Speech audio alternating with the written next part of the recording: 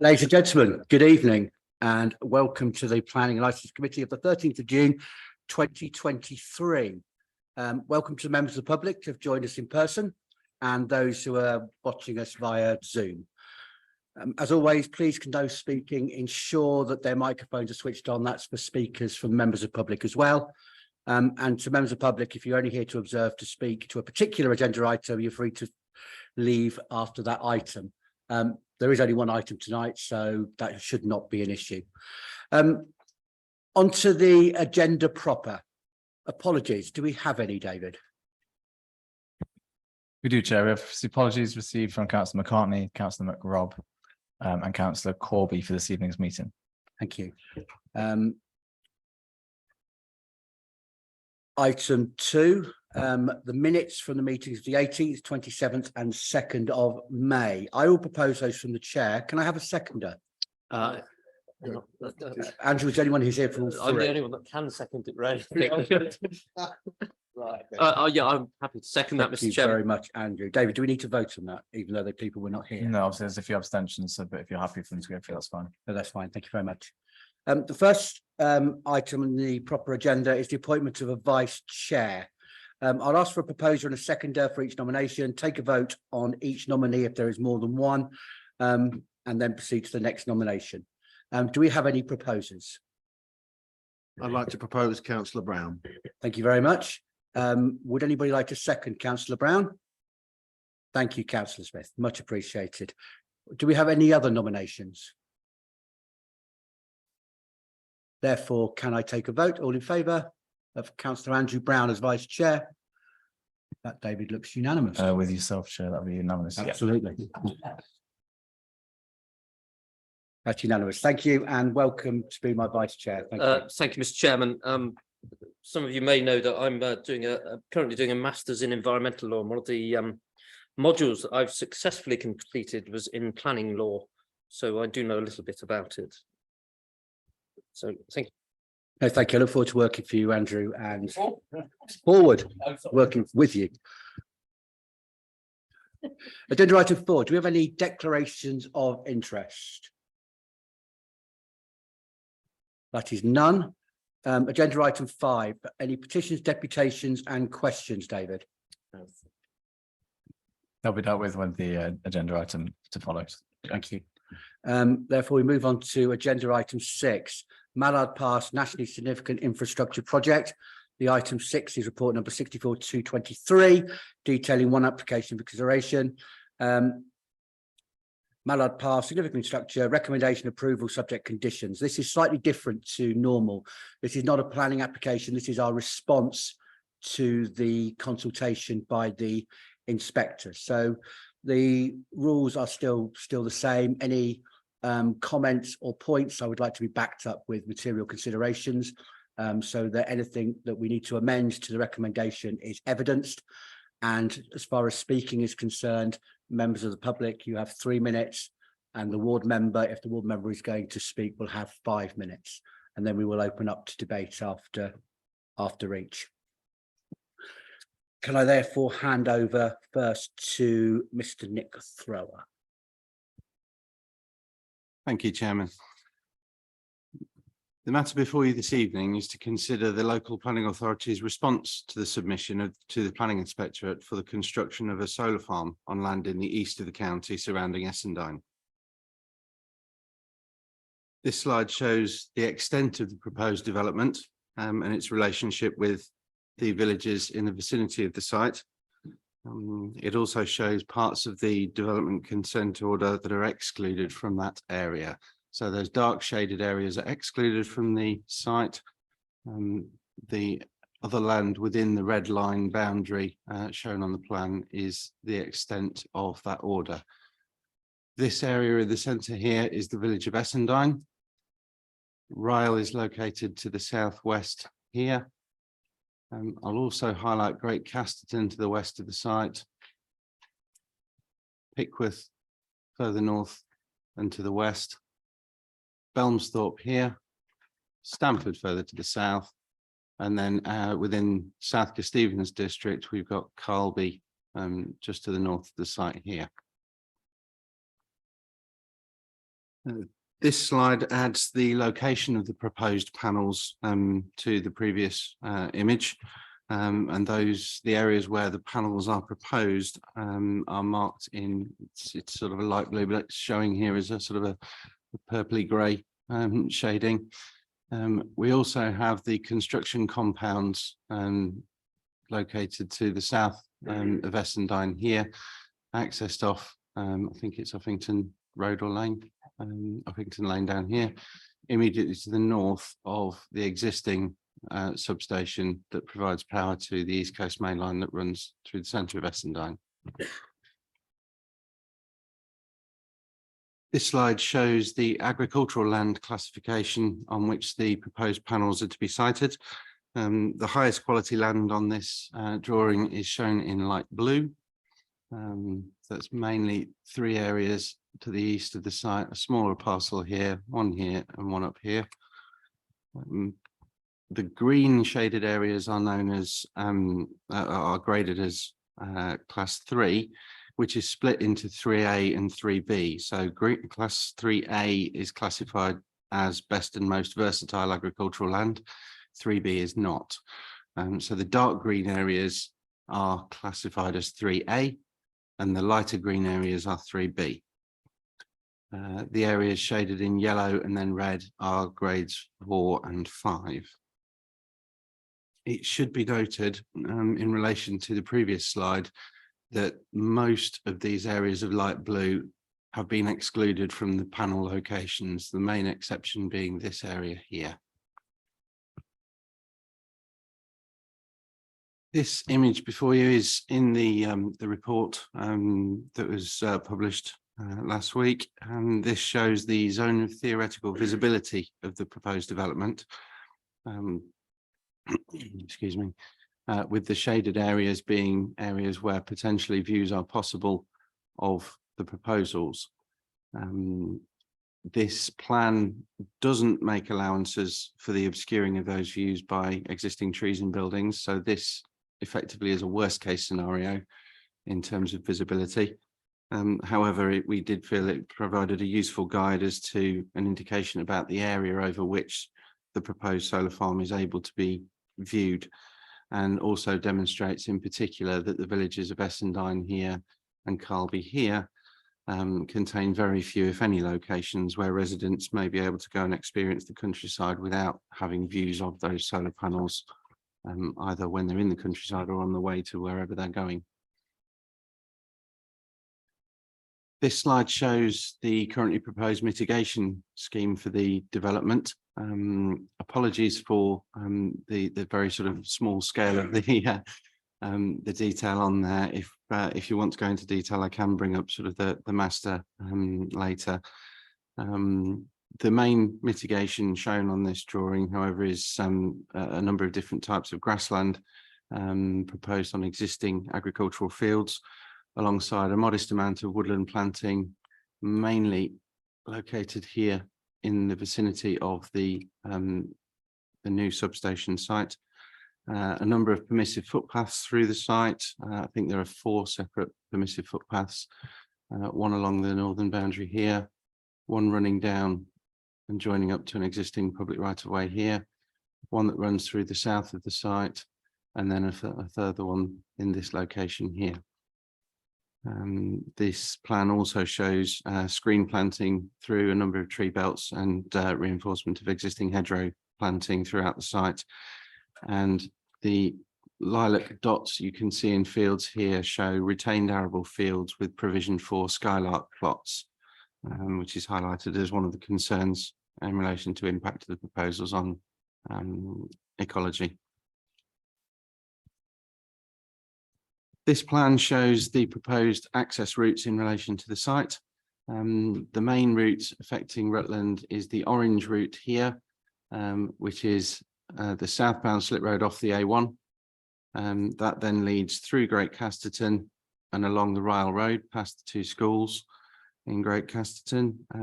It then joins Turnpike Road in Ryle and then on to the main construction compound that we highlighted on the previous plan, just to the south of Essendine. Just to summarise the report before you therefore this evening, the conclusion that is drawn by officers in relation to the proposals is that the development is considered to have a significant number of impacts on a wide range of issues, and that on several points the information submitted alongside the application is insufficient for us to reach a reliable conclusion. I would also highlight to members that should you decide to endorse the report before you this evening, the local planning authority officers will be seeking to agree a community benefits package with the developer. This is to ensure that in the event that the DCO is granted, there is that benefits package sitting there to provide for other projects within the community as a form of mitigation of the impacts identified. Thank you, Chairman. Thank you, Nick. Can I please ask our first speaker, Sue Holloway, for the Mallard Pass Action Group, to come forward. You'll have 3 minutes once you start your deposition.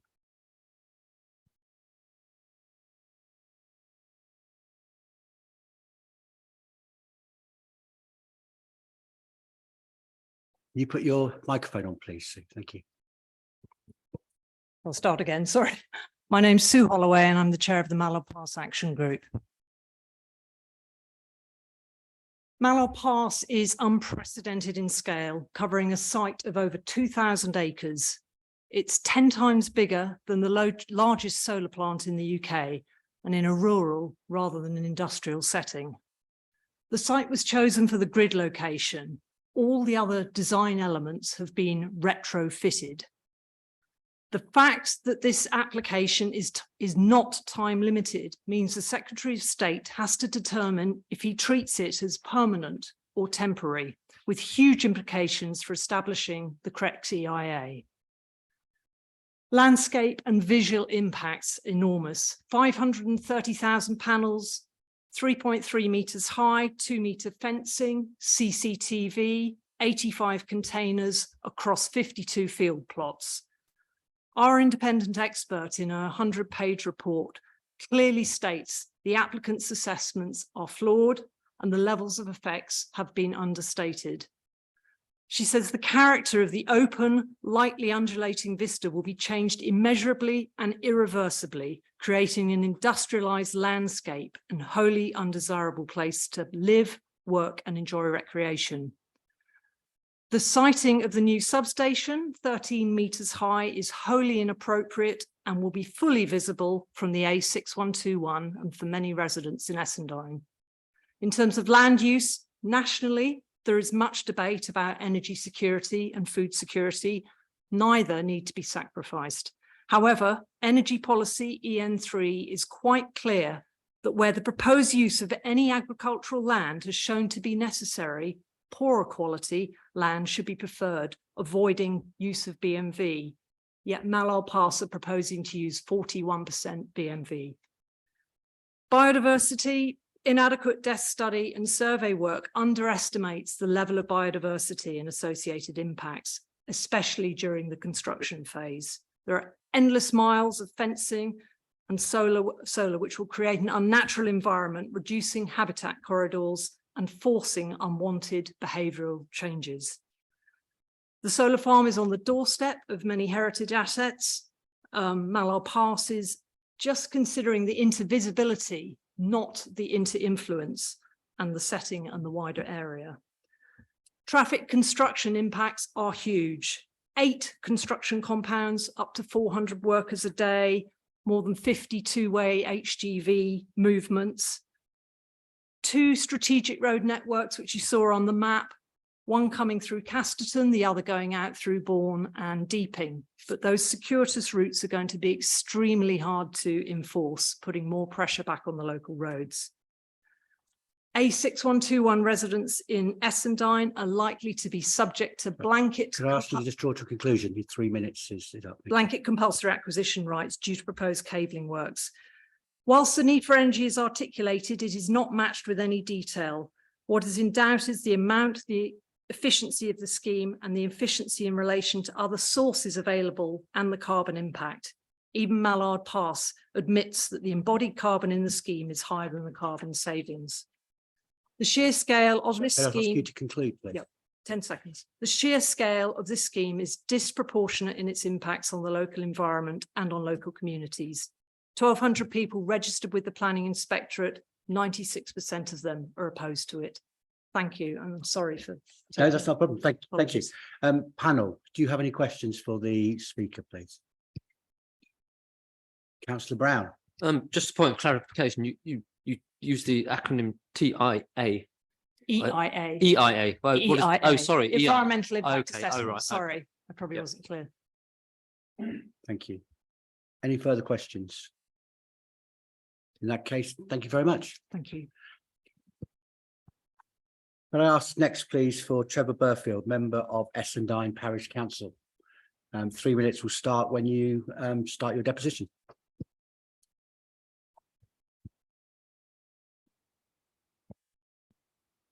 Good evening, ladies and gentlemen. My name is Trevor Burfield, Essendine Parish Council, and we endorse the local impact report. And we praise Nick, Justin and Ingrid for the great work of communicating with us and providing us with information and guidance through this process. However, part of the report on the highway section is incredibly soft on the developers. Okay, there will be hundreds and thousands of HGV truck movements coming past 3 schools in Casterton, not 2, right? There will be 400 workers a day on site, all arriving in their white panel vans, okay? The traffic movements will be significant. I'll talk more about what the solar farm is going to bring to Essendine. Raised anxiety issues are already being raised. Depression and sleepless nights are already being raised with me. Additional potential to flooding.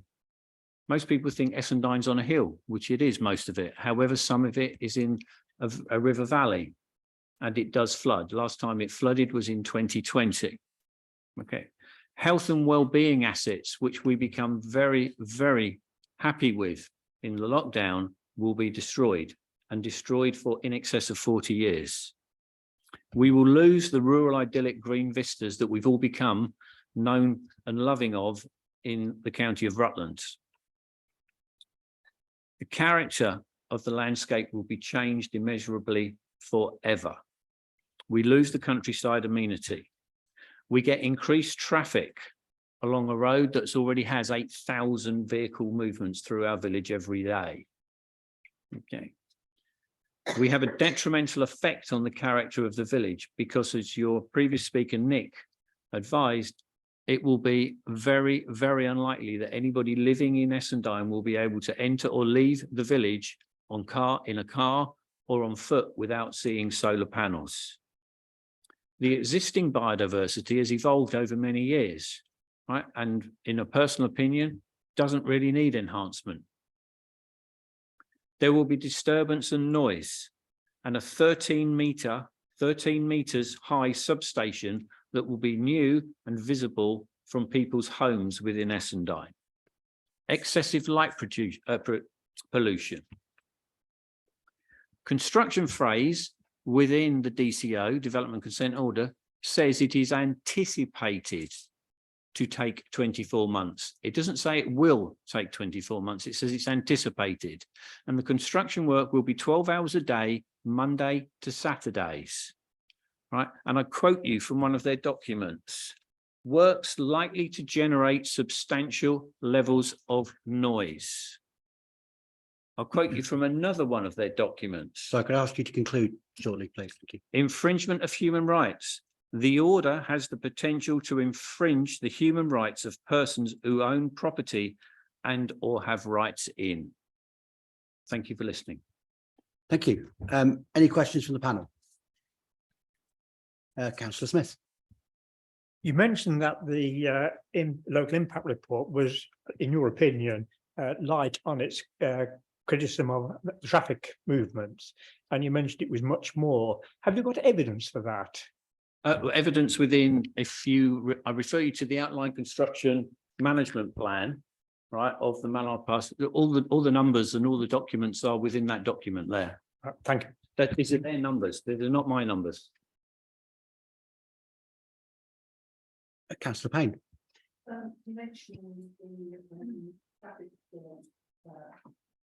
Put your mic on, please, Karen. You mentioned that the traffic reports that RCC have issued dealt with 2 schools. Where's the 3rd school? Well, there is a preschool. So within Castleton Community College, there is a separate entrance to the preschool Okay, on the same campus. on the same campus, but with 2 separate, completely separate entrances. Okay, thank you.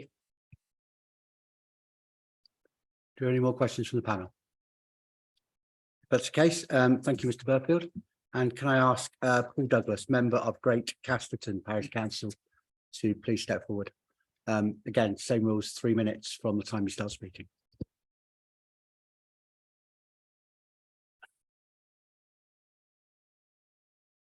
Good evening, ladies and gentlemen. Like my colleague that has just gone, the main overriding concern is for the amount of traffic that this is going to produce and go through Great Casterton. Likewise, I would say that the highways people have been very light. Well, I wouldn't say light, but really, really light on their assessment that there'll be a negligible impact. I even attended a meeting prior to this where the planning committee were, and I did raise some concerns about the proposed route of construction traffic. And I note in the highways report that they say that the route is used for an abnormal load, but we probably have an abnormal load maybe once every blue moon. The amount of HGVs that go down that road is not considerable at the moment. They have a great deal of difficulty going down that road, and I think highways, they missed a point on that particular road. There's 5 blind bends, 5 hidden dips, road narrows as it gets towards the outer end of where the Ryle Road is. There's 2 very, very difficult junctions. There's 2 T junctions that make it almost impossible for HGV lorries to turn without going across the carriageway and on the bend into Ryle on the main road. The HGVs, when they're approaching that T junction, they have to go over the other side of the road, over the double white lines. I've witnessed this myself, but the main concern is Casterton, and there's no mention in the highways report that this traffic goes through a conservation area, and there's a listed building on the corner of the particular junction that they're going to have to turn up. They've completely omitted this, and that building has been subject to damage already. As regards accidents, there's been numerous accidents there, and the children go up, they have to cross the zebra crossing, and they have to walk up the footpath to reach the schools. And the other thing that's been missed as well is the pollution that these HGV lorries are going to produce, because they can't go any faster than 20 miles an hour past the schools. And you imagine that the amount of vehicles that they're projecting, 54 HGV lorries belching out their diesel particulates, all within little children that are in the playground are right next to this particular road. The preschool have got their playground, which is only approximately 25 yards away from the main road where these HGVs are going up. The other thing is, kids, when they're young, that's when their lungs are developing. And it's a proven fact, a health fact as well, that if they're having to breathe in all these fumes, they leads to diabetes, it leads to the growth. They don't grow as quickly as they should do. I don't think there's been an awful lot of thought. They say that this road is regularly used by HGVs. It's not. Can you draw to a conclusion, please? Sorry? Can you draw to a conclusion? 3 minutes. Yes, I will draw to a conclusion. I draw to a conclusion that I think the highways report is, and I do want to say that the rest of the report I think is very good. And I commend the planning people for their team for coming up with such a detailed response to the Mallard Park. But I do think Highways Department have let us down a little bit, and I think the impact is going to be great in Great Casterton. Thank you. Panel, any questions, please? If not, could I ask you a quick question, Mr. Douglas? if the inspector did decide to agree this proposal, what alternative routes could you suggest to avoid Casterton? There would be, they would have to go elsewhere, you know, there'd have to be another route earlier along the A1 to get the vehicles in on the back road, on the Bourne Road. Yeah, Okay, so there is a, yes, okay, so there is a suitable, there is another route, yes, it doesn't have to come, I mean, it's more convenient for them to come down and go through Great Casterton, but you know, it's already a traffic black spot. You can't, the improvements at that junction, you can't be made. no, Because- absolutely, that's, I'm just interested, well, I Yeah. don't know that side of the county particularly well, so Yeah. I'm just trying to think what the alternative. But you know, it'd be horrendous anyway. And they talk about peak time, sorry, but the peak times are not what people generally class as the peak hours of traffic. Children going to the school, they're starting off at 7:30 and they arrive to the school by 9 o'clock. Then they've obviously, when they're on their lunch breaks and they're in the playgrounds on the playing fields, they're going to be more, if the lorry's going and you know, traveling down outside of those times, they're still going to be belching out all this diesel fumes. And the other thing is in the little school, the junior school, they finish at 3. The other ones finish at 4.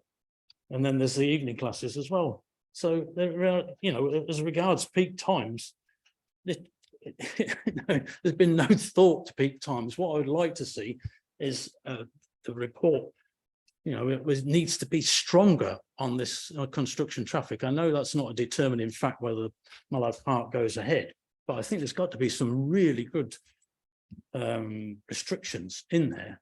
And No, I get that. maybe a, you know, a noise pollution. Thank you, I'm sure that will come up in debate. So thank you, Mr. Douglas, for your time. If there's no further questions, Thank you. thank you. Can you just click off your microphone? Or Yes, sir. brilliant, thank you. Very kind, thank you. So after the deputation and presentations, I now open it up to the panel for general debate. Do we have anybody who'd like to open up? It was a tie, so Mr. Wilby as board member, away you go. Thank you, Chair. That's very kind.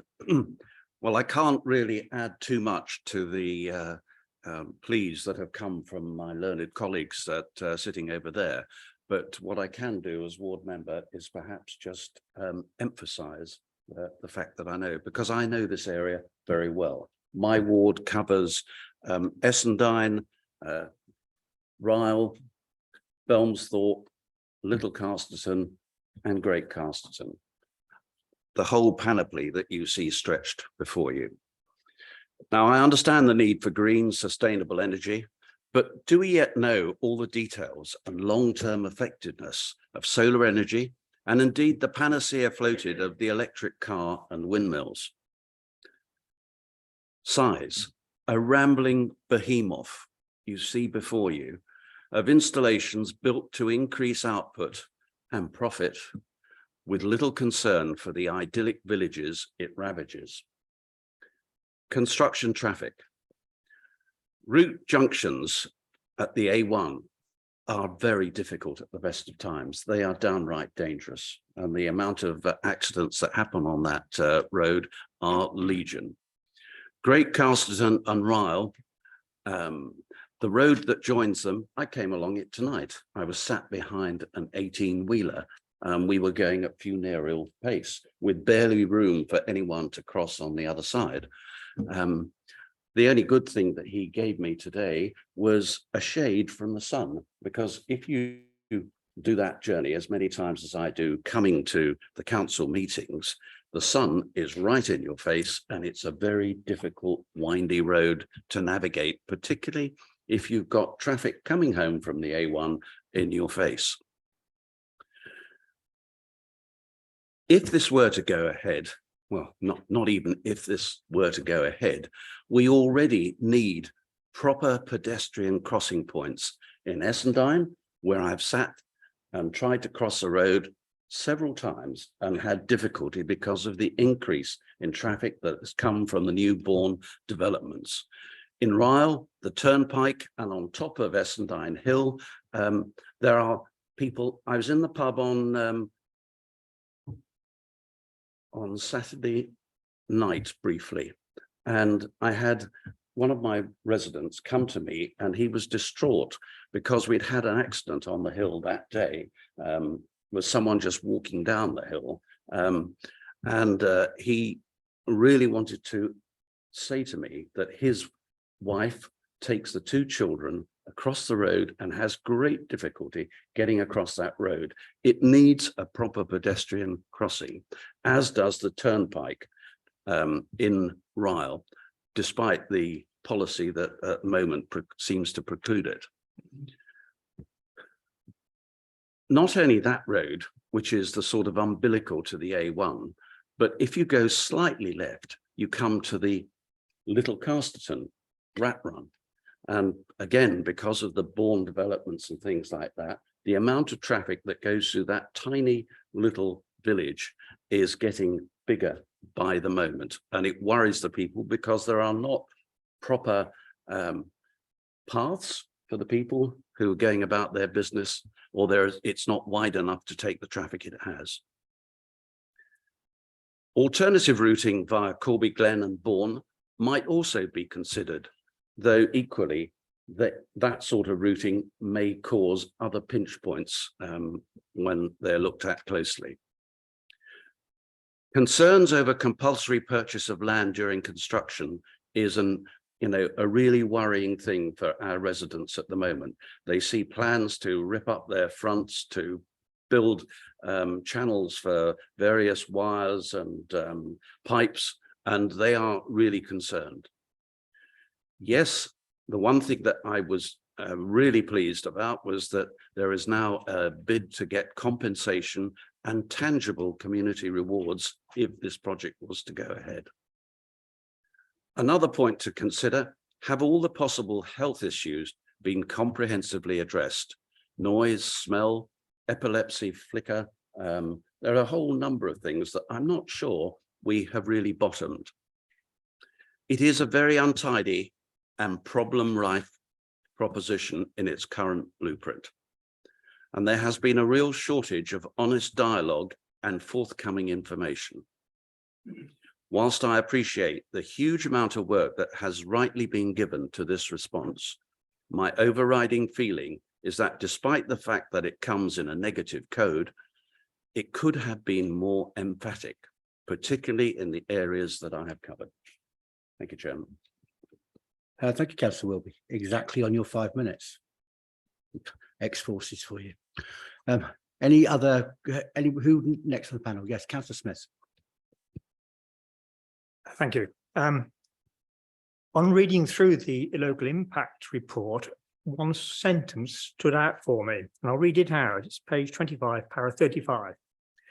In particular, with reference to Essendine, it is considered that the extensive spread of the proposal will result in its village feeling like it is located within the solar farm rather than the solar farm being located near to the village.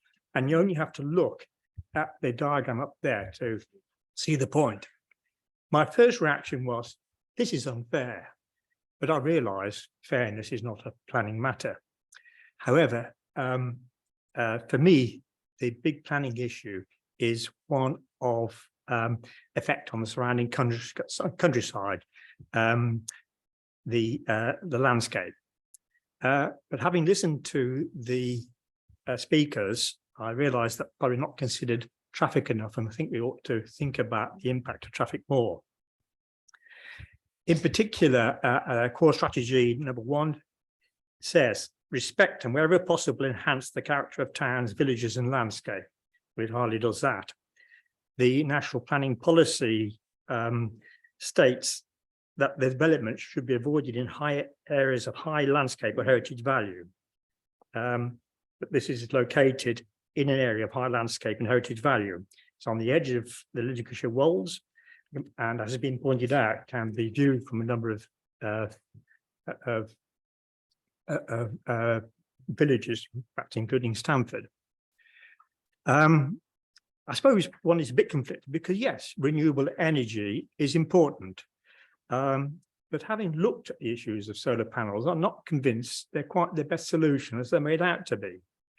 At this latitude, they don't, perhaps particularly in the winter months, produce the energy efficiency that's claimed for them.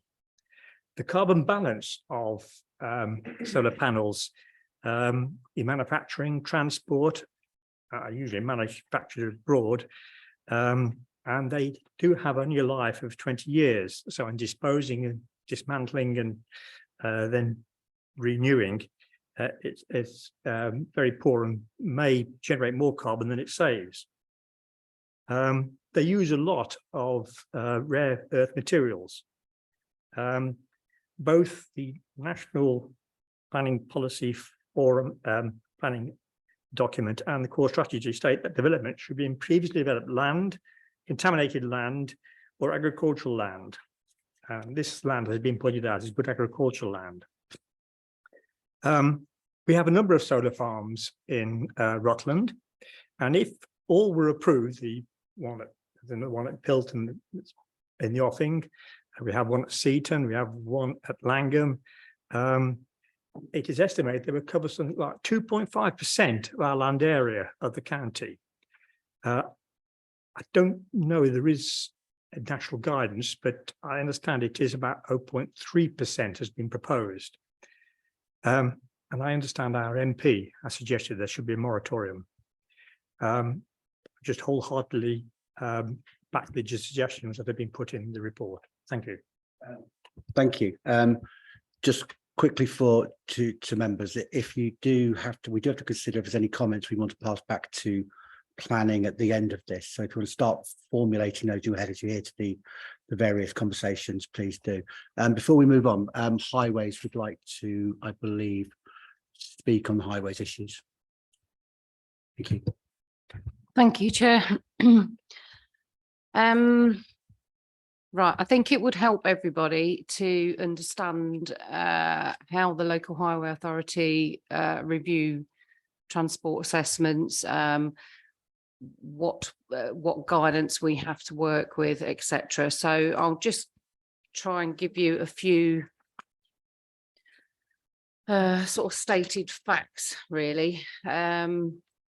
So there's a paragraph in NPPF, paragraph 110, in assessing planning applications, it must be ensured that any significant impacts from a development on the transport network, including capacity and congestion or on highway safety, can be cost effectively mitigated to an acceptable degree. So that's one point we have to take into account.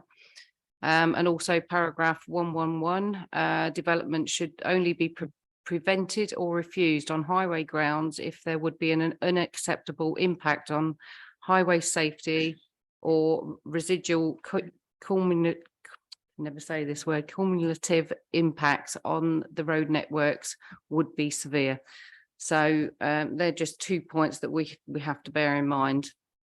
So the assessment of traffic is standard practice to assess traffic during peak hours, generally weekday peak hours on most developments, unless it's maybe, I don't know, a kid's farm that's open on a Sunday in a particularly problematic area or something.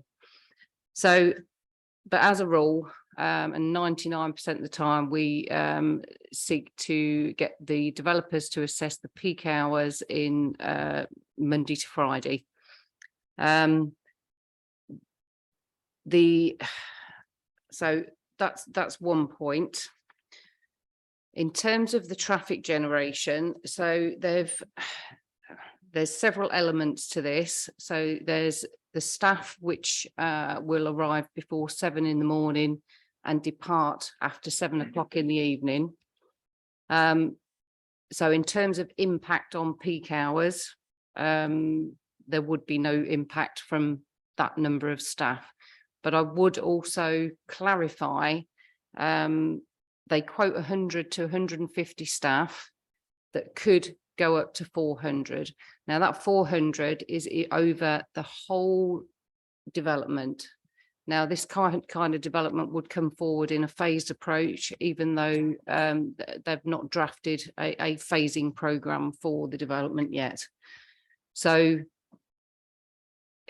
realistically, it would be done in a phased approach. So whilst you would have potentially a maximum of 400 staff on the sites overall, it's highly unlikely that will be at the same point in time.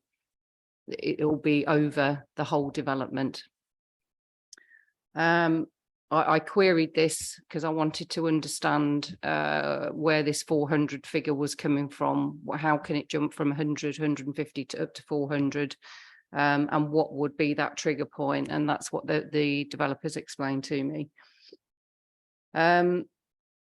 Also, the majority of the staff will go to the main compound where they'll have sufficient car parking on site, and then their idea is to put on shuttle buses to shuttle the staff out to whatever phase and whatever phase of development that person's working to. So they're trying to reduce sort of traffic, but even then, if they're arriving for 7 o'clock in the morning, they're going to be on their phase of development before peak hour traffic. With regards to HGV construction vehicles, I think some people had quoted already, there's 54 two-way HGV trips per day. That's the estimated maximum that there would ever be. That maximum is based on, again, every single phase of that development happening at once. So that it's been a very, very robust assessment. They've provided information to support where they've got these figures from. And I've not found any issues with the information provided. Furthermore, so 54 two-way trips, it wasn't quite mentioned earlier when Nick, would you be able to pull up the routing where it shows the 3 different routes, please? Right, so the orangey route is route 1. That's where the HGVs will come in off the A1. So the 54 two-way, that will reduce to 27. So that will be 27 vehicles going in on the orange route and 27 going out on the green route. They're not going to use the pink route. Now, so 27 trips per day on each of those routes. They have agreed that they're not going to have any vehicles travelling past the schools down Ryle Road between the school start and school finish times. So they're going to compress any vehicles going to the site between, as soon as the school's opened and before the school closes, so that the HGV traffic isn't affecting either children or staff that are going in there or leaving. So essentially, that gives them 6 hours or thereabouts, which equates to 4 to 5 trips per hour if you averaged it out. Okay, there might be some hours there's 6 or 7, there might be some hours there's 1, 2. So the best we can do is sort of to average that out. So on that basis, that's 1 every 12 minutes if they came like clockwork. Then moving on to the LGV movements, that's 105 LGV movements are likely to use the 3 different routes, and possibly even others. Then there's no restriction, so they could use others. So if they were to use the 3 proposed routes here, which they're permitted to use, that would be roughly 35 trips over the course of a working day, and the working day is 7 a.m. till 7 p.m. That equates to about 3 vehicles per hour, which is 1 every 20 minutes. Again, if you were to average it out. Worst case scenario, would be if all the vehicles used one of those routes. Highly unlikely, but if they did, that would be 9 vehicles an hour, so 1 every 7 minutes. So in terms of traffic generation, the HGVs are restricted out. They're going to be restricted outside of peak hours and school start and finish time. But as I've explained, it's going to be 1 vehicle every 12 minutes based on the figures that we've been given, which seem genuine. And the LGV trips, yes, they will occur during peak hours, but they're so minimal because they're spread out over a 12-hour day. The impact on the peak hours are negligible. So that's our understanding of the construction vehicles, both HGVs and LGVs, and also, as mentioned earlier, the staff generation as well, trip generation. There are some off-site highway works to either end of Ryle Road. We're satisfied, the local highway authority are satisfied that there's land within the existing public highway to carry out the required minor junction works. So that if this were permitted, it would need to be the works, or the level of works would need to be secured under the DCO if it got approved. But we're satisfied that that level of works, it's moving signage, it's some carriageway widening, repositioning of footways. So it's relatively minor. Yes, it will be an impact at the time that work is carried out. But looking at it in the larger scheme, it's a relatively short period of time that impact is there. There will be widening works to Uffington Lane and passing bays in order to make Uffington Lane acceptable in terms of geometry. Again, they've demonstrated that is achievable within the public highway and again would be subject to a section 278 legal agreement should it get permitted. So that's that. On-site parking provision, turning, loading, unloading. We would need to see detailed plans of that. We will be recommending that full details of that are provided should the DCO be approved.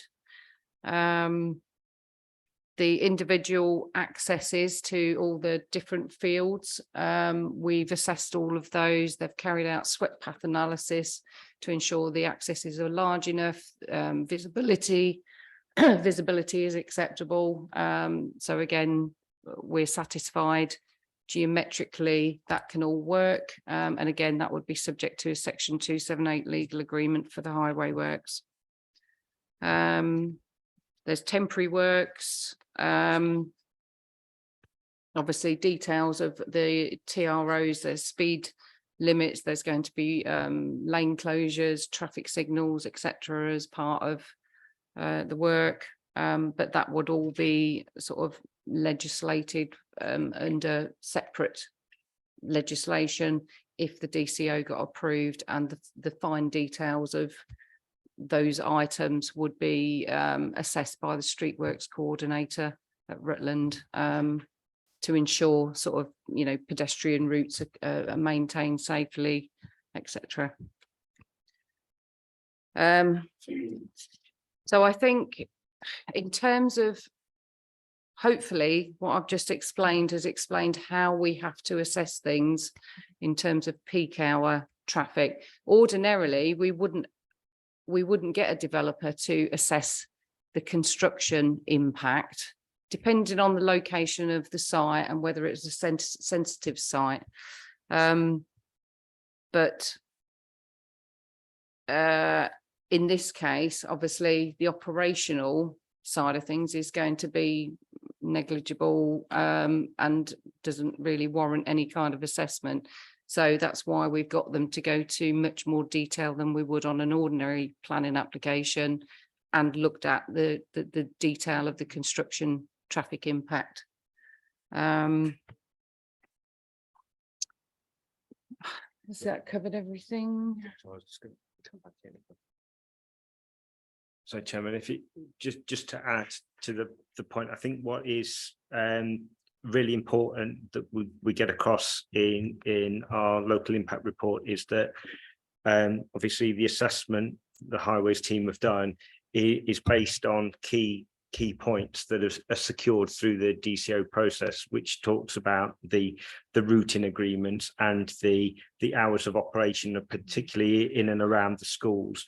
In addition to that, I think we have some concerns as officers, not from a highways point of view, but also from the when construction's taking place, that it also takes place on a Saturday, which we've got concerns about, because there is really no respite over the weekend then for people in the area. So I think whilst from the highways point of view, we don't think that we can defend an argument for refusing the application on those grounds. I think it's important that we do emphasise the need that all of this mitigation that has been put forward and suggested by the applicant is secured through the DCO process, and also that the additional information about parking and things like that, again, that is also secured at the relevant times. Thank you. Thank you. Do you have any questions directly back to highways, please? Sorry, Christine.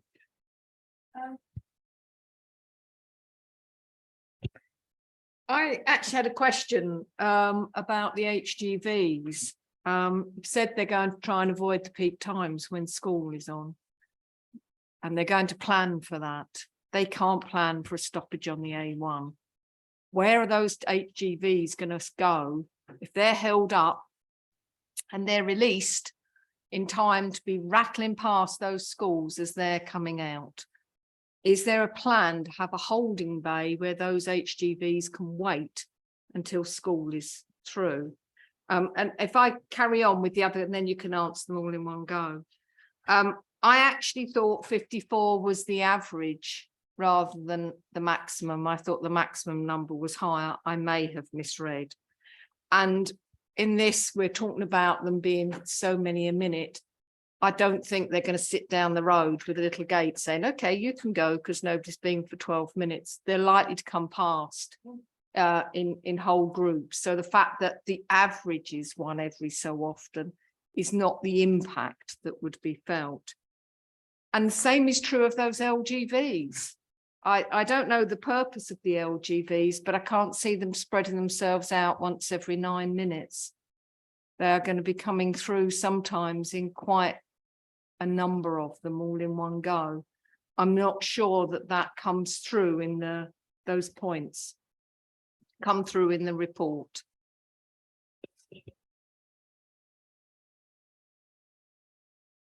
Thank you. Through you, Chairman. No, you're absolutely right. I mean, it's just to give you an indication. I was trying to give you an indication of the level of impact. If it were in a perfect world that they would come every so often. I mean, the LGVs, for instance, 35 trips over the course of a working day, if they split up and went to the 3 different routes shown here, they could go to 10 different routes, but these are the specific ones that they'll be recommended to use. But obviously it depends on where they're coming from and where they're going to. Yes, I mean, the science of transport assessments isn't, we can't say for sure. They're not, you're right, they're not going to stand there with a timer and say, right, sorry, you can't go until 12 minutes has gone. In reality, no, that's not going to happen. But aside from the fact that the HGVs will, well, they've said to us they will instruct all deliveries to not go to the site. And it's only going to the site that's the issue, because that's the in route. They've instructed that they're not going to do that during peak hours and school times. There may well be odd occasions where one slips through the net. In terms of holding up, what was you referring to? If there was a hold up on the A1 and they were late getting to site? That's exactly my point, that there could be a hold up. We have a whole bunch of lorries that are released and they are hurtling past those schools at 3 in the afternoon. They're already late. They're behind schedule. They aren't going to, where are they going to sit? They're not. They're going to be going past that school. I mean, that's something I could put, I can ask the question of the agent, do they have a backup plan? But the problem is on the A1, there is a lay-by near to the off slip. But there's certainly nowhere to hold up between you coming off the A1 and getting into Great Casterton. So they would need some kind of radio system and have that backup plan. I mean, the school leaving period tends to be manic for 15 minutes, 20 minutes, probably. I don't know. You probably advise me better. I don't live in Great Casterton. But generally, my experience over 30 years is that there is this chaotic period of anywhere from 10 to 20 minutes around school opening and closing times. And then it disappears and then that's it. It's gone and you wouldn't know there's a school there. So yes, there may be an occasion where one HGV comes through. But the fact is they're trying to attempt to avoid all school times. I mean, if you wanted them to reduce the times even further, reduce that 6 hour gap that they've given themselves, reduce it to 4 hours or something, then that could be considered and we could put that forward as a suggestion. Just on that point, Shay, just want to say what you just said to me. Yeah.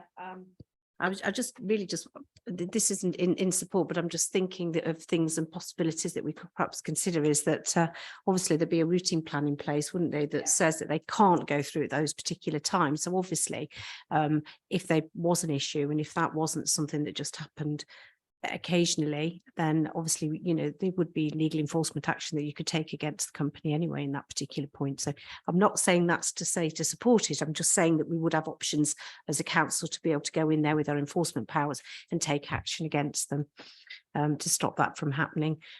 Maybe that's when, if that became an issue, we could then look at alternatives. But I know that's after the horse is bolted in a way, and that's not what we're looking at, but just wanted to bring that up really. Justin, can we come back on that? Chair, sorry, Chair, I was just going to say that obviously there was this concern about if there's an accident on the A1 or something and vehicles are held up, and that's potentially something that again we can put in our response to the inspectorate and ask them the question. I mean, my initial thought was that there's a truck stop at Coastal which they might be able to wait at until an appropriate time to then come through in line with the routing agreement. But there's no reason why we can't add that into our response and ask the question that the inspector would look at that and give consideration to that issue. If the panel is happy, will you add that in? I get general nods of agreement, so please do. Do we have any more questions directly for highways? Karen, was yours to do with highways? I know you put your hand up earlier. Okay. Councillor Brown. Thank you, Chair. Point of clarification on, is there a difference between an HGV and an LGV? That's the first thing. Another point of clarification on school opening times, because a lot of schools now have breakfast clubs, after school clubs, and significant numbers of people are going to and from schools outside the normal opening times of schools, and I would suggest that the time that is quite hectic is more than 10 to 20 minutes when the school opens and shuts. If we have a very wet period, autumn, winter, spring, whatever, I know that there is some measures about the roads being cleaned in there, but we need to be particularly robust about cleaning the roads, because they're going to get in a tremendously bad state if they're going on and off site with these big trucks. And the final point is, has anyone considered the noise from the truck slap as they go over the traffic calming measures near the schools in Casterton? Because as I recall, there are several speed bumps there, and when lorries even go over them quite slow, if they're empty, you get significant slap with the trailer going up and down, which I would imagine would be quite disconcerting for kids. Thank you. Do you want to come back on that? Thank you, Chair. Yeah, so obviously LGV and HGV, the HGVs are the sort of the largest vehicles on the road, and the light goods vehicles are going to be well, they'll be carrying and delivering the other smaller products and equipment. So in terms of the other activities around schools, yes, I appreciate there's out of school clubs, etc. I mean, my daughter used to go to an out of school club, and I'd drop her off at 8 in the morning and pick her up at 6 in the evening. But you're kind of getting it outside of the peak hour time then, so it tended to be a lot less more problematic. Obviously they're constraining the HGVs within the school period, so within, you know, between 9 and 3 o'clock. So the after school clubs shouldn't be impacted by the HGV trips themselves. In terms of wet weather, mud being dragged onto the road, you're absolutely right. That would be part of the construction management plan that would be recommended. I believe they've actually got one anyway, a draft one. So that would be worked on, and we would expect them to have proper jetted drive-through wheel washes on every site, and expect every single vehicle to go through them, and that will be secured under the DCO, or that'll be our recommendation. Thank you. What about the truck slap on the going over the traffic calming? I'm afraid I'd have to pass that one over, because that's a noise kind of issue. It's not really a highway issue. Thank you, Justin. Will you be able to ask Craig or similar about the noise? Yeah, we can ask. I don't think it's something that's been specifically addressed as yet, but we'll ask and if necessary include something in our response on that basis. Thank you. Sorry, Councillor Wilby. Karen, do you want to come in? Is it yours is highways related? Dave?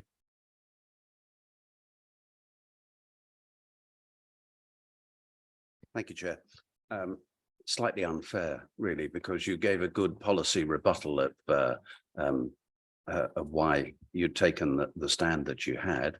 I wondered, A, if you'd actually driven that road between Great Carston and Essendine, and B, if you were paying the most expensive council tax in the country, just about, and you lived in Essendine or Ryle, whether you wouldn't have a slightly more coloured opinion of the whole process. And thirdly, I wondered whether anyone had taken into consideration the fact that Stamford North, which is another behemoth of a development, is rearing its head only just down the road from where we are, and all the traffic that will be involved in that. Thank you, Chair. Yes, please. Thank you, Chair. Yes, I drive that route every other day, pretty much, and have done for months, well, 2 years now. So yes, I'm very, very familiar with the route. I agree. It is a it has got some sharp bends on it, etc. And I've followed HGVs. I'm quite surprised how many HGVs I witnessed going down that route, actually.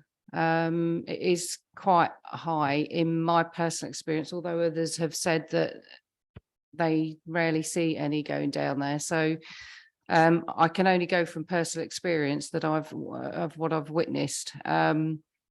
Yes, they go slow. They have to. It's a narrow road. It's a windy road. It's, you know, there are some blind bends in it. I think they have the added benefit that they're much higher up and they can actually probably see further than we can in our standard cars.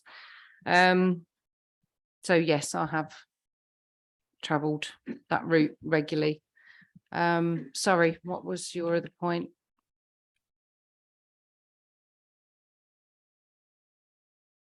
Sorry, just on that point, David, that's not a material consideration. And I don't think it's fair to respond on that point. Right. Yes, on Stamford North, obviously that's not part of this proposal. When Stamford North comes along, should this be permitted at the time, then obviously they would have to take into account any committed development. And a scheme as large as Stamford North, we would expect them to, like this one, assess the construction impact as well as the permanent developed impact as well. Thank you. Any other questions? Karen. Thank you, Chair. Mine's more, it is totally different subject. It is a question really about what actually goes back to the inspectorate. I think the report we've got in front of us, the LIR, is a really good detailed piece of work balanced against the NPPF. I think it just needs a really good impactful summary about the hugely harmful impact this is going to have on residents, the community, the quality of life, the wildlife, the agriculture and the tourism. And where does that appear? Does it go at the front of this document, or does it go in a covering letter, or it needs a summary, I think. Justin, would you like to respond? Yeah, Chairman. I think we can add a summary into the local impact report.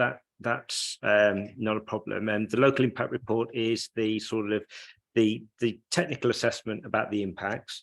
But then what we will submit alongside it, and we haven't written that yet because we wanted tonight's meeting, will be basically a written objection to the application, which will fundamentally contain similar things to what's in the local impact report, but again have that color, that slightly more colorful language, and be used to describe the impact in a bit more detail, picking up on certainly what we've heard tonight, and also through discussions that we've had with parish councils, the action group and things like that. So it's really the written rep that will sort of add that, but we can add a summary into this as well if necessary. Okay, thank you. It just needs that impact. It just needs that summary statement that really drives it home, I think. Thank you. So just on that point, Justin, will that include imagery as well? So images of some of the landscapes, etc. Because being a marketeer, pictures say 1,000 words. It wasn't something that we were intending to put in at this stage. There'll be hearings and things like that where we can add potentially images, but we can have a look and see what we can add in. There will be some images that we can add in to perhaps try and. But yeah, Nick's just reminded me, in addition to this, there's also an accompanied site visit that we'll do with the inspectorate, which is arguably a better opportunity to point out when you're on site to the No, inspector. I understand, Justin, but we've got one chance at this, so Yeah. let's not leave any stone unturned. Ray. I'm a very lucky person because this is the third briefing I've had today on this, and it gets worse every time. The sheer size of it is mind-boggling, and I think knocks out a lot of the evidence that is being brought in from outside, because that's all from much smaller developments. I can have nothing but the greatest sympathy for the residents of the area. I dread to think, I can well imagine some of the mental health issues that are building up there, and they're going to get worse because of the sort of worries that people are having. There are so many points against it. I'm struggling to pick out any that come home, but one little point that came home to me was, going to get all these white van men turning up at 7 in the morning. They're going to do a 12-hour shift, which I'm not personally think is a very healthy thing. And at 7 o'clock in the evening, these very tired drivers are going to come hammering out of their site, desperate to get home, and they're going to be a menace on the local roads every single night that they come out there for 6 nights a week. The people of the area are going to get no respite at all. There's so many issues about the roads that we've heard. There's issues about the water. There's concerns mentioned in another meeting that I was in today of the not just the surface water that was going to come sheeting off these solar panels when we get a thunderstorm like we had here the other day, but also the water courses that exist under the ground at this time and how they will be disrupted and where they're going to go. And I'm very aware that once you build something, you're stuck with it. And the people of Rutland are going to be stuck with this for 40 years or longer. I think we have to make it clear to the powers that be that this is something that we simply do not want under any circumstances. It's too big, it's unfair, and would they please take it away? Thank you, Ray. That's very clear. Andrew, you've already spoken. Hans, would you like to go first? You can go next, Andrew. Without trying not to sound unknowledgeable, but out of interest, I once had a planning application refused, commercial application, because more than 150 people objected to it, neighbours and people in the area. So I assume the objections for this in Essendine itself will be in the hundreds. Does that have any impact on the planning inspectorate? That kind of. It's not so much the numbers of objections that you receive when, or that you should be considering when considering objections. It's more, are they raising appropriate material planning considerations that the inspector's got to take into account? So that's the point. It doesn't matter whether it's said by one person or 100 people. Is it relevant, and therefore does the inspector have to take it into account when making their assessment? And that's what they should be doing. Sorry, but yeah, no, I mean, the planners did, in that case, they consider most of them rejections genuine, or they had right to object in his opinion. So I wonder if specifically, I know if I would object and I don't live in Essendine, that would not really impact me, but people who live in Essendine, surely they would be impacted by that. Yes, and I think there's hundreds, if not thousands, of people that have certainly, we as an authority have been contacted in the pre-submission stage, and I believe lots of residents, and the action group will know better than me, have also contacted the planning inspector and written in and objected, and that's what they need to do. That is the correct process. Just remember the public, this is a meeting in public, not a public meeting, so I'm afraid we can't have comment outside of the deputations. And apologies, we can't have input. Sorry, we can't have public. That's fine. That can be circulated via planning, but we are under strict guidelines on how we conduct these meetings. Apologies. Andrew. Thank you, Chairman. Mr. Throw, when you put your map up of the of where the panels are actually going, there seem to be some darker shaded areas which are sort of islands within the blue areas. Can you explain what those are, please? Yeah, certainly. So the darker shaded areas are the areas that are excluded from the development consent order. So the main areas that you can see there is sort of Essendine in the centre of the site. The majority of the other areas there are actually small woodlands or copses. Right. Okay. Moving on from that, the mitigating environmental measures seem quite weak to me. And I think we need to tighten them, because I think you said there was going to be some grassland that was going to be planted in I think in the whiter areas. Is that right? I'll just see if I can bring up the detailed drawing there.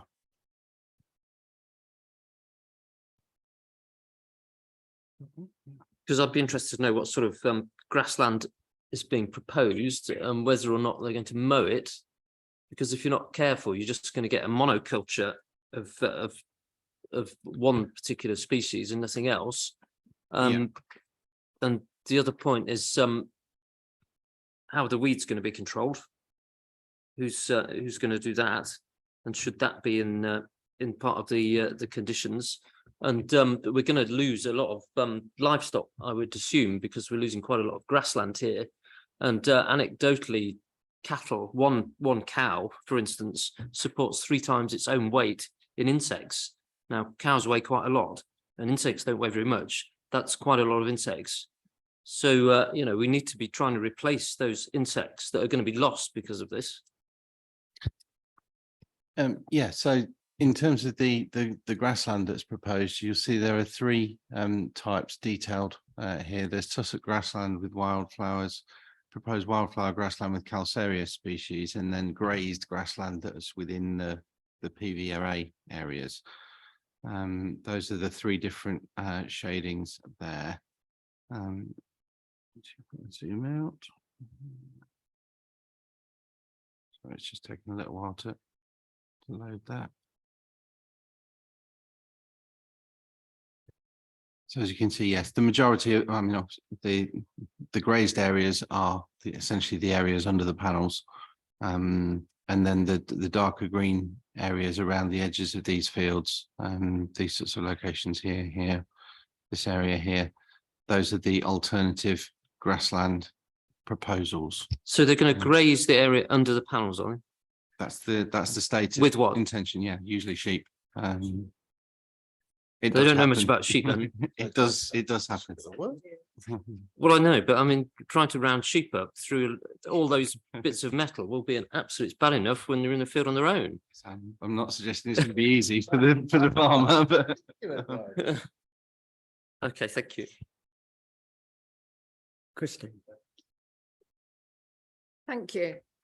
Like Councillor Payne, I've sat through 3 presentations today, and like Councillor Payne, I had some new things brought up today.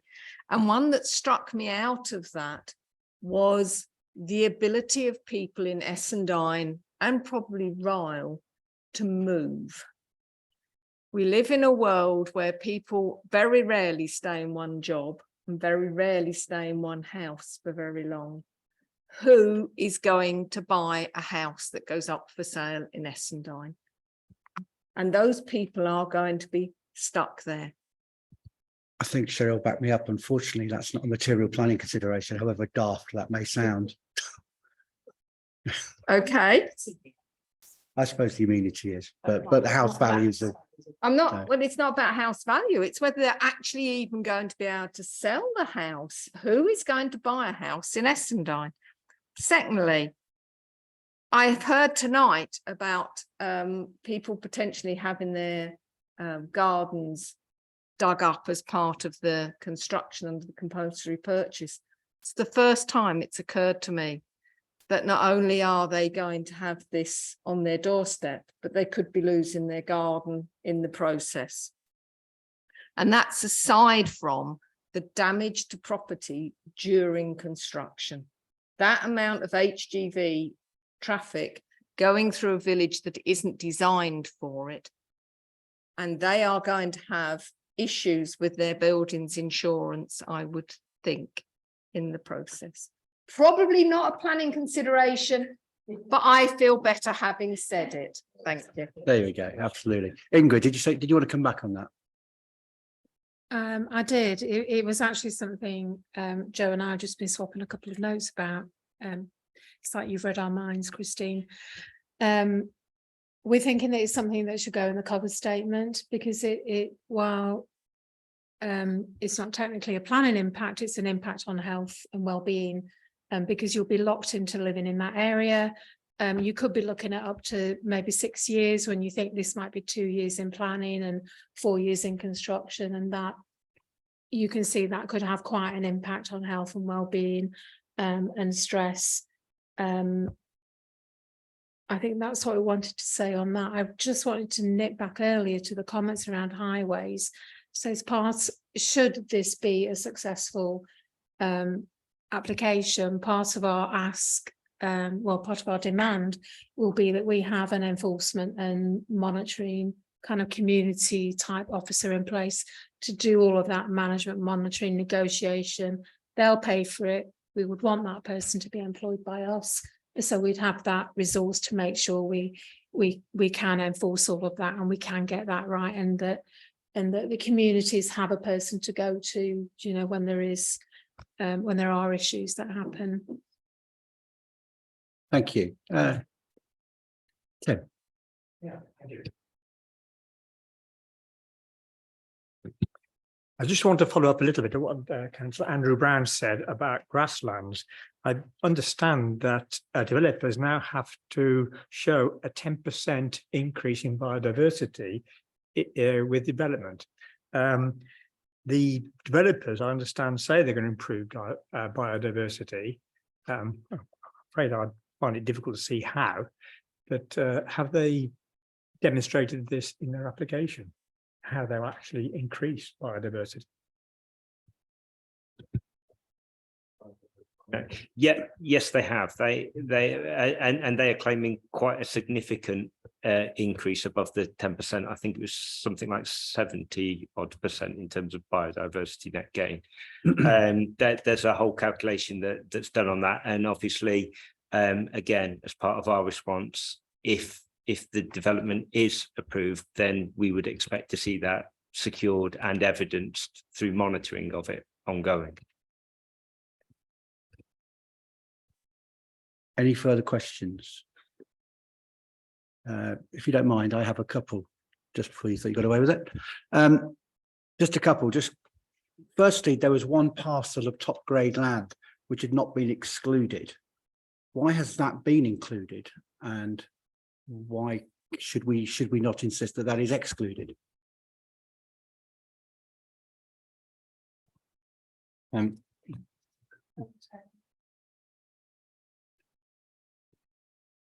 I would think that the argument they'll run on that is that it's not a viable farming parcel because you can't get to it on its own. It's landlocked by the rest. Okay, thank you. One thing that hasn't been mentioned by the rest of the panel is pollution. I'm just wondering what background level checks have been done regarding PM 2.5s, particularly with vehicles, and PM 10s as far as dust for construction. And the levels that they could be over the background. Has the background level been monitored and assessed? Has it been modelled to what they would increase? Has there been mitigation put forward as far as monitoring of PM 2.5s and PM 10s at key sites such as the schools, and particularly around the villages during construction? And we also mentioned Stamford North. If that comes into fruition, that in conjunction with the solar farm, again due to construction, could have a significant increase in PM 10s. If we don't know what the background levels are, how can that be monitored and assessed? Chairman, through you. I think it's one that I'll have to have a further discussion with Craig on. I think that there have been assessments done and background, and sort of the advice that we've been given was that the proposed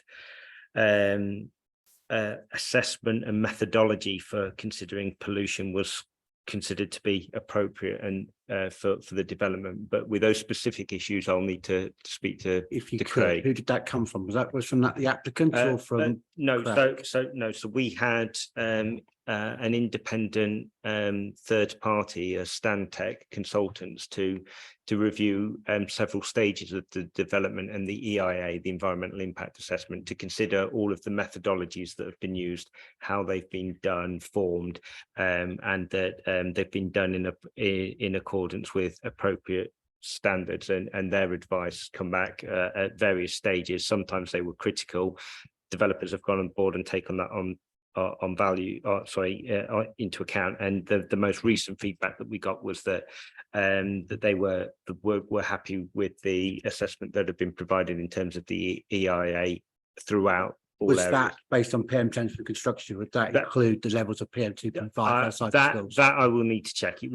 That was generally in relation to health impacts and all the other areas throughout the EIA, but specifically on PM 2.5 and PM10, I will need to speak to Craig and It will be 2.5 for vehicles outside Yeah. the school, and how that is monitored, I think is critical, as we've seen in other cases.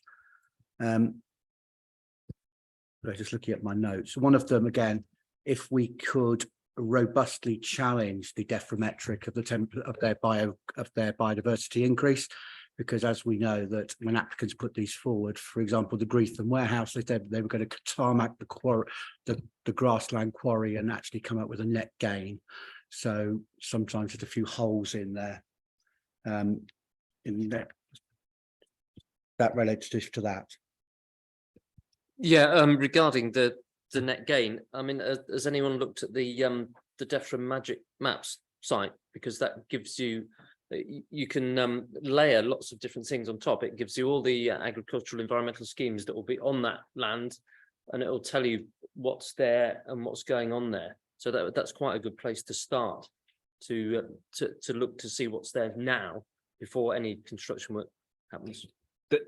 So, Chairman, through you there, I think we have had discussions with our ecologist at Leicestershire, and I think the planning inspectorate have also consulted with Natural England as well. So there have been consideration of that. I think the main thing that I would want to ensure that we do as an authority is make sure that we secure the stated net gain. So if they've stated that they're going to do things to enhance that, and what we need to do is make sure that the DCO secures those in terms of what they're implementing, and then also that there's ongoing monitoring of the site to make sure that they are actually developed and there is a net gain overall. And the net gain will be insisted of being on site and not taken out of area. Correct. They've said that it's on site. Okay, thank you. Just a couple more questions. One on what Ray was saying about traffic to and from the site.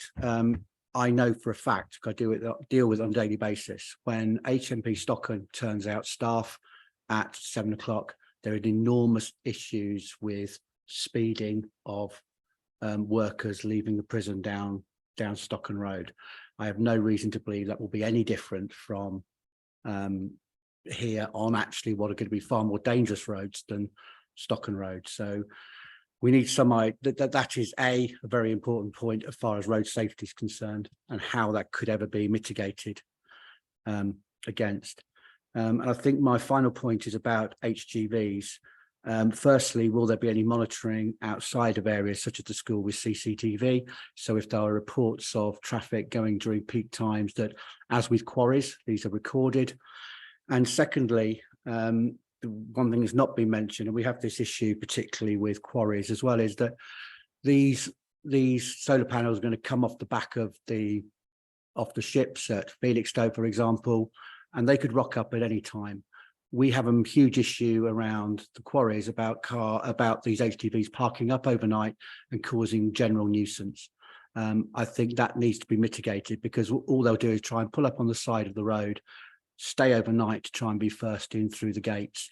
And it causes a huge issue on Stretton Road. It's going to cause an even bigger issue with bigger vehicles on narrower roads around the site. And that absolutely is what will not happen unless there is some sort of holding position on the A1 to hold these vehicles until they can be released. And I think that is the only solution around it, is they have a holding place on the A1 where they can release vehicles and get them to stay. That is the end of my question. Any other questions from the panel before we wrap up? And does anyone panel want to make any specific recommendations, or are we happy that everything's covered? And Justin, are you happy that those points, in fact, if you could maybe just summarize some of the points you're going to take away from Yeah, so if I just go through some of the notes just to make sure. Obviously, I think we were talking about summary page and the written response, which I'm sure we'll do what councillors want there. Then there were issues making sure that we're securing key things such as hours of deliveries and things like that through the DCO, and emphasising the concerns around that.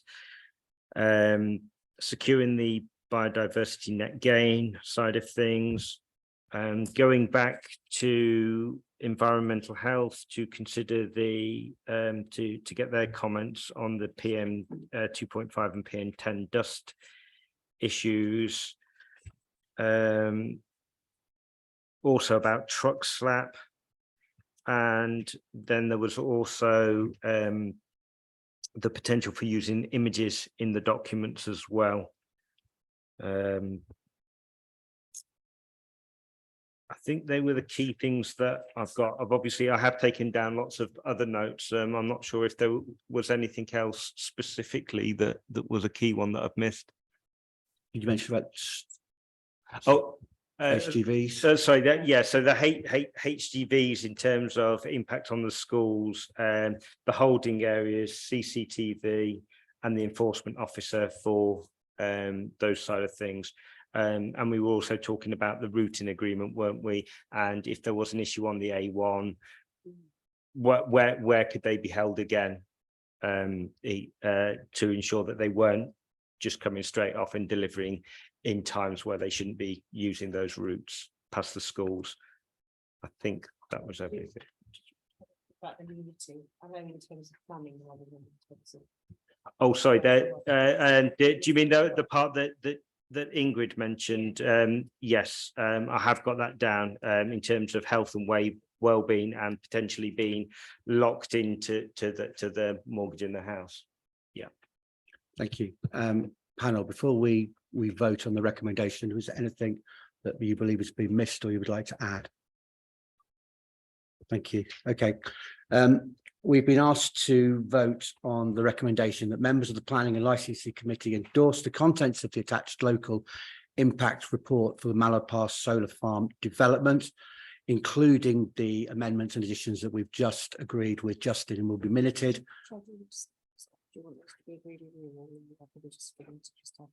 If you could pass them past me, Justin. Consultation with the chair, yeah. Yes, Chair. Are you available tomorrow and Thursday? That's just in terms of the deadlines and timings. But yes, as is unusual for chairman, I have access to email. So,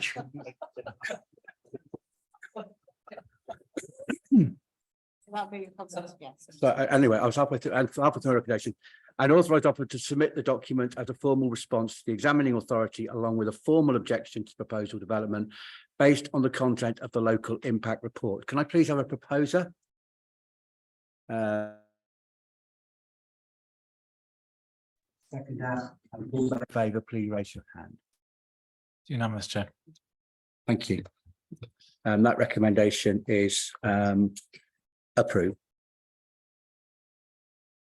I've not been made aware of any other urgent business. The date of the next meeting is Tuesday, the 18th of July. And I officially close this meeting at 8:35.